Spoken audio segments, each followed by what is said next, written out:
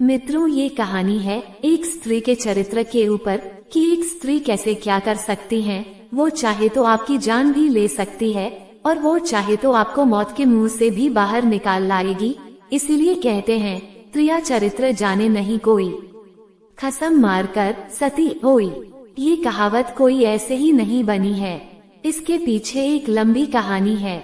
इस कहावत का अर्थ है कि स्त्री का चरित्र एक अबूझ पहेली है, उसे कोई नहीं जान सकता है।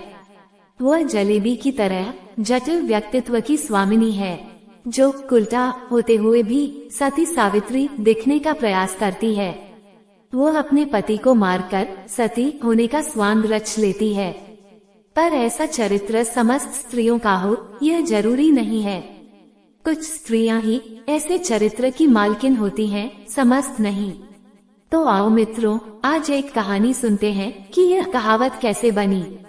लेकिन मित्रों, कहानी सुनने पहले आप सभी लोगों से विनम्र निवेदन है कि मेरे चैनल को सब्सक्राइब जरूर कर देना। मेरे प्यारे मित्रों, पंपापुर नामक एक राज्य था जहां पर विलासराय नामक राजा राज्य करता था। राजा का जैसा नाम वैसे ही उसके गुण थे, अर्थात वह एक विलासी राजा था। पूरे राज्य में स्वच्छंदता का बोलबाला था। उस राज्य में सुधर्मा नामक एक लकड़हारा रहता था। उसकी पत्नी का नाम सुलक्षणा था। सुधर्मा सुबह सुबह लकड़ी काटने वन में चला जाया करता था और देर शाम तक वापस लौटता था। दिन भर घर में सुलक्षणा अकेली रहती थी और वह बोर होती रहती थी। सुलक्षणा बहुत ही सुंदर स्त्री थी और दिल को लुभाने वाली नायिका की तरह अपने रूप और जवानी को आईने में देख कर हर्षित होती रहती थी। शाम को सुधर्मा थका हारा आता था और खाना खाकर जल्दी ही सो जाया करता था। सुलक्षणा घर का काम निपटा कर और सज संवर कर जब तक सेज पर आती थी, तब तक सुधर्मा खर्राटों की दुनिया में सैर करने चला जाता था। बेचारी सुलक्षणा मन मारकर सेज पर तड़पती रह जाती थी।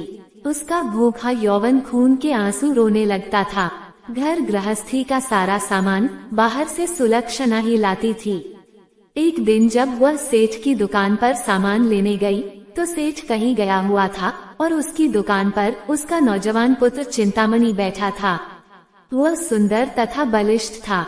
सुलक्षणा उसकी जवानी पर फिदा हो गई। सेठ के बेटे चिंतामणि ने भी सुलक्षणा जैसी सुंदर और सुडौल स्त्री पहली बार देखी थी, इसलिए वह भी सुलक्षणा की ओर आकर्षित हो गया।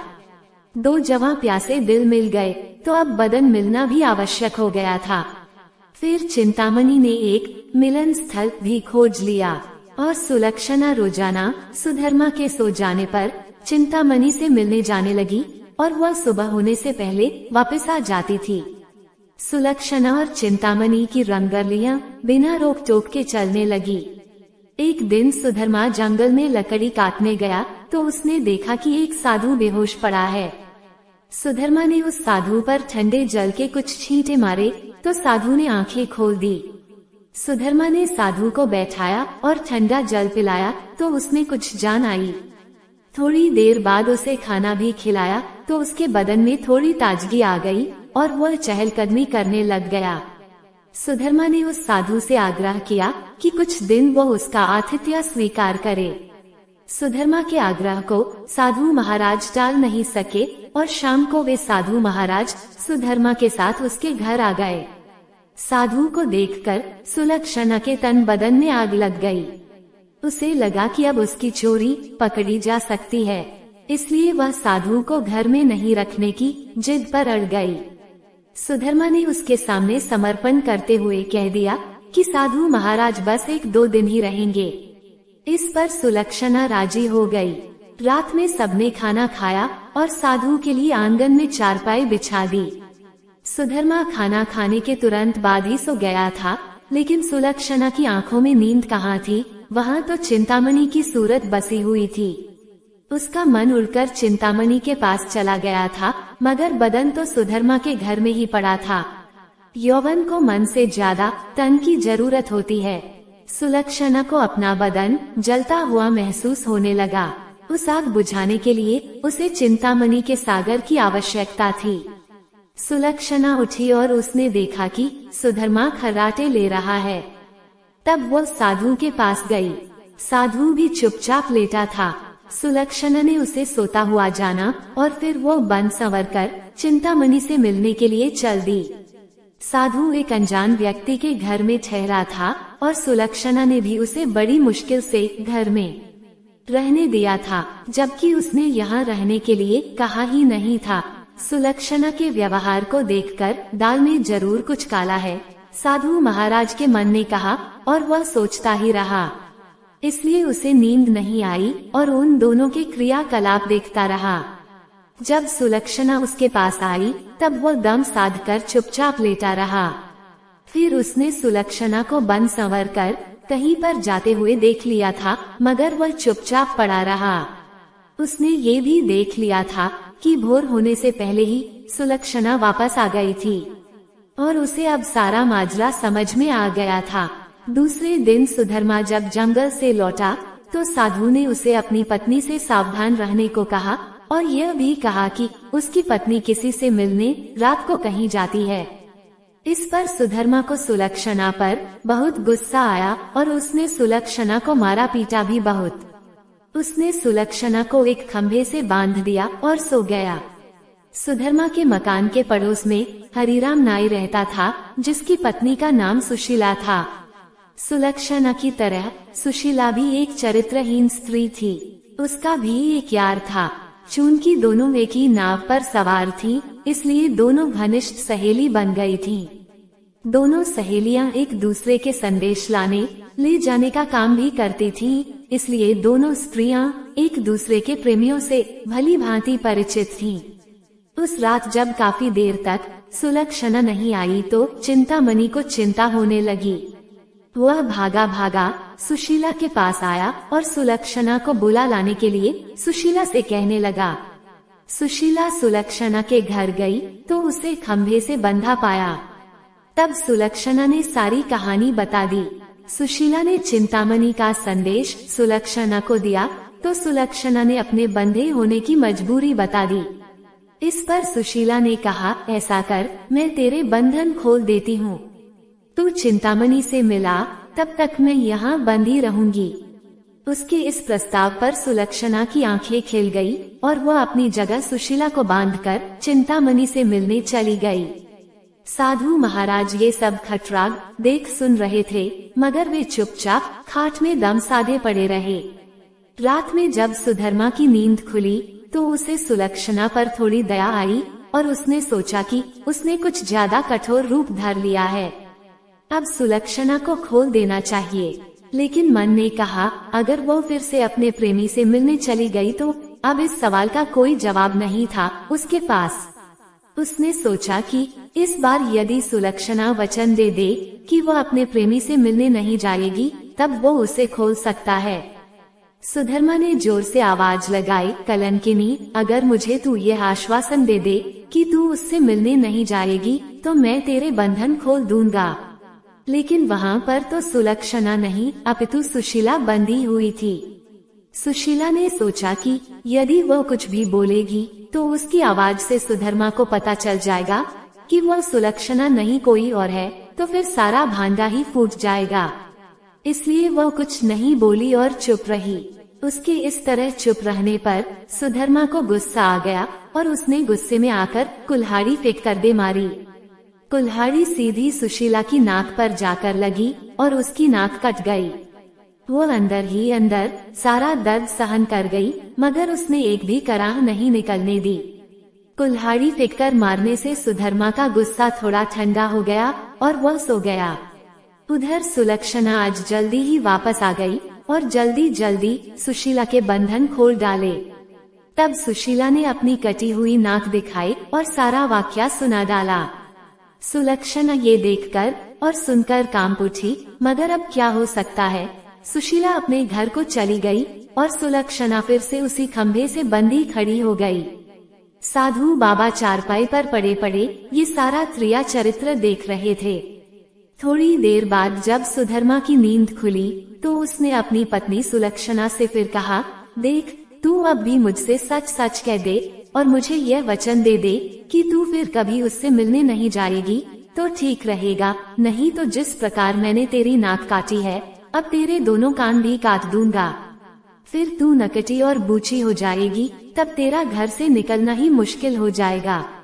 इन शब्दों को सुनकर सुलक्षणा के षड्यंत्रकारी दिमाग में एक युक्ति सूझी। उसे पता था कि नाक उसकी नहीं सुशीला की कटी है और इस बात का पता सुधर्मा को नहीं है, अतः इस नासमझी का फायदा उठाना चाहिए। तब उसने त्रिया चरित्र दिखलाते हुए नाटक करना शुरू कर दिया और जोर जोर से रोना शुरू कर दिया। रोते रोते बोली, तुम मर्द लोग बड़े बेरहम होते हो, अपनी पत्नी पर झूठा इल्जाम लगाकर उसकी नाक काट देते हो। मैं कोई कुलटा स्त्री नहीं हूँ, जैसा कि तुमने मुझ पर आरोप लगाया था।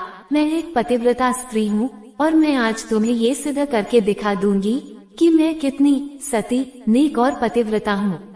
ऐसा कहकर उसने आसमान की ओर देखा और भगवान को संबोधित करते हुए बोली, हे प्रभु, हे माता गौरी, हे समस्त देवी देवताओं, हे दसों दिशाओं, आप सभी मेरी बात ध्यान से सुनो और मेरे साथ न्याय करो। मैं यदि तन मन और वचन से एक पतिव्रता और सती स्त्री हूँ, तो मेरे पति ने मुझ पर बदचलन होने का आरोप लगाकर जो मेरी नाक काटी है वह नाक फिर से जुड़ जाए। और एक पतिव्रता स्त्री क्या होती है ये पूरे जग को पता चल जाए और वह ओम नमो भगवते वासुदेवाय नमः का जाप करने लगी। सुधर्मा ये सब देख और सुन रहा था। अभी 3-4 बार ही मंत्र का जाप हुआ था कि सुलक्षणा चीख पड़ी, मेरी नाक जुड़ गई, मेरी नाक पहले जैसी हो गई। हे भगवान, तेरा लाख लाख शुक्र है जो तूने एक पतिव्रता स्त्री की लाज रख ली और मुझ पर बदचलन होने का झूठा आरोप जो मेरे पति ने लगाया था उसे खारिज कर दिया। मैं आपका यह उपकार जिंदगी भर नहीं भूलूंगी भगवान। और उसने नीचे धरती पर झुककर भगवान को प्रणाम किया। तब तक सुबह हो गई थी। सुधर्मा को उसकी बातों पर विश्वास नहीं हुआ, इसलिए वह उसके पास गया और उसकी नाक को छूकर देखा, वह पहले जैसी ही थी। वह सुलक्षणा को आश्चर्य से देखता ही रह गया और अपनी गलती पर पछताने लगा। उधर सुशीला ने अपने चेहरे पर एक कपड़ा इस तरह लगा लिया कि नाक दिखाई नहीं दे। सुबह होने पर नाई हरिराम अपनी दुकान जाने लगा तो उसने अपनी पेटी संभाली। उसमें एक बड़ा वाला उस्तरा नहीं था। उसने सुशीला से कहा कि बड़ा वाला उस्तरा ला दे। सुशीला नाक कटने से चिढ़ी हुई सी थी तो उसने हरिराम की तरफ एक चाकू फेंक दिया और कहा, ले ये ले तेरा बड़ा वाला उस्तरा। बड़े वाले उस्तरे की जगह चाकू देखकर हरिराम का पारा 7वें आसमान पर चढ़ गया। उसने अपनी पेटी खोली और एक छोटा उस्तरा निकाला और उसे सुशीला की ओर फेंक कर मारा। सुशीला की चाल कामयाब हो गई। वो यही तो चाहती थी। उसने उस्तरा हाथ में पकड़ा और जोर जोर से चिल्लाने लगी, अरे मेरी नाक काट दी, हाय मेरी नाक काट दी। उसकी आवाज सुनकर अड़ोसी पड़ोसी आ गए और वहाँ भीड़ लग गई। लोगों ने देखा कि सुशीला की नाक कटी हुई है और उसके हाथ में एक छोटा उस्तरा है। सुशीला कहे जा रही थी कि उसके पति ने उसे बदचलन बताकर बेवजह ही उसकी नाक इस उस्तरे से काट दी है। लोगों ने सुशीला की बात सही मान ली और हरिराम नाई की खूब धुनाई कर दी। इतनी देर में राजा के सिपाही आ गए और हरिराम नाई को पकड़ कर ले गए। राजा की अदालत में मुकदमा चला। सुशीला ने स्वयं को सती सावित्री पतिव्रता बताते हुए अपने पति पर आरोप लगाया कि उसने उसे बदचलन बताकर उसकी नाक उस उस्तरे से काट ली थी। उस्तरा भी था और सुशीला की नाक भी कटी हुई थी। एक पत्नी अपने पति पर मिथ्या आरोप क्यों लगाएगी? अतः राजा ने हरिराम नाई को दोषी मानते हुए उसे मृत्युदंड सुना दिया। इस मृत्युदंड की चर्चा पूरे राज्य में फैल गई। सुधर्मा के घर में ठहरे हुए साधु महाराज ने भी जब हरिराम नाई को मृत्युदंड की बात सुनी तब वो विचलित हो गया। उसे दोनों स्त्रियों के त्रिया चरित्र का संपूर्ण ज्ञान था, जिसकी चपेट में एक निर्दोष व्यक्ति हरिराम नाई आ रहा था और अपनी जान से हाथ धो रहा था। तब वह राजा के पास गया और संपूर्ण घटनाक्रम राजा को कह सुनाया। राजा ने सुधर्मा और सुलक्षणा को दरबार में बुलवाया और कड़क कर सारी बातें सच सच बताने के लिए कहा। तब सुलक्षणा और सुशीला ने सारी बातें सच सच बता दी और अपने स्वांग को भी बता दिया। अब मामला पूरी तरह से साफ हो चुका था। दोनों स्त्रियों का अपराध सामने आ गया था और हरिराम नाई निर्दोष सिद्ध हो गया था। इस षड्यंत्र के लिए दोनों कुलटाओं को भीषण दंड दिया जाना था, लेकिन स्त्री, बालक और साधु को मृत्युदंड नहीं दिया जा सकता है। इस शास्त्रीय विधान के अनुसार दोनों स्त्रियों के नाक कान काटकर उन्हें छोड़ दिया गया। इस पूरे वृतांत को देखकर साधु महाराज बोल पड़े, त्रिया चरित्र जाने नहीं कोई, खसम मारकर सती होई। मित्रों, अगर कहानी पसंद आई हो तो वीडियो लाइक, कमेंट, शेयर और चैनल को सब्सक्राइब करना ना भूलें।